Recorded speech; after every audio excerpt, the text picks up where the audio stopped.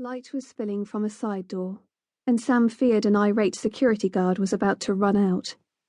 He imagined the news headlines: "Drunken man caught trespassing after relieving himself in museum grounds."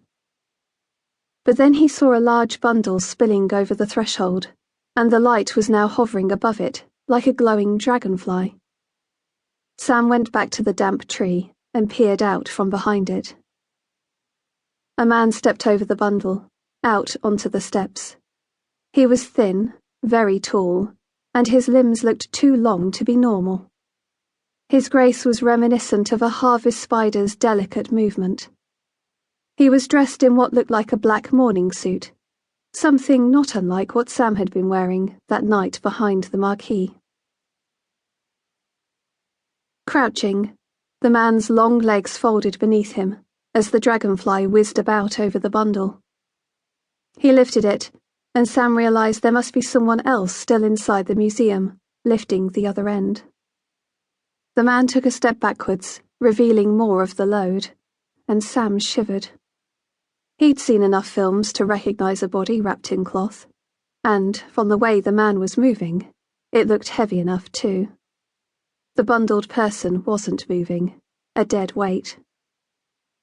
"Oh, bollocks," Sam muttered, not wanting to witness any more. But he couldn't resist watching as the second person emerged, carrying the feet of the deceased.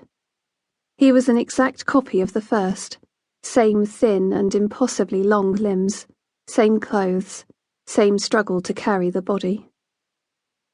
"Don't forget the steps, brother." "Will you keep still?"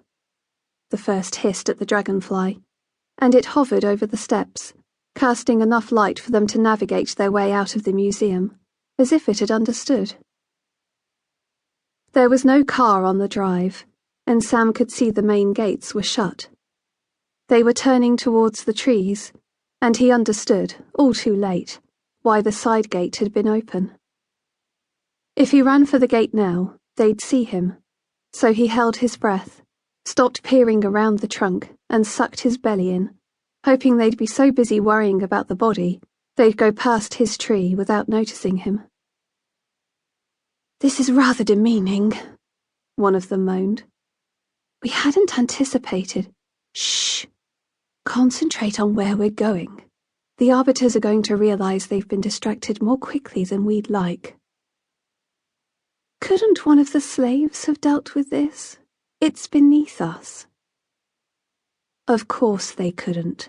Stop moaning." "Oh!" A tiny, high-pitched voice interrupted their bickering. They were only a few meters away. Sam worried they could hear his heart banging. He hadn't seen a third person. Had they just come out of the museum?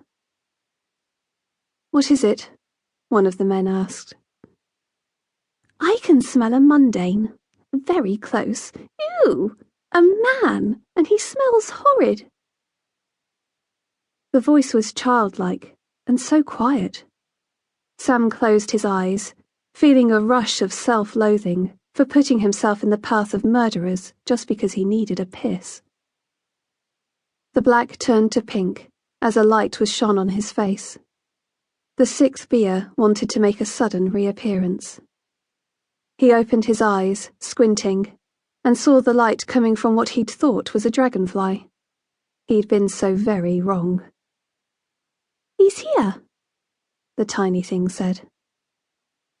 Sam wondered if something had been dropped in that last beer.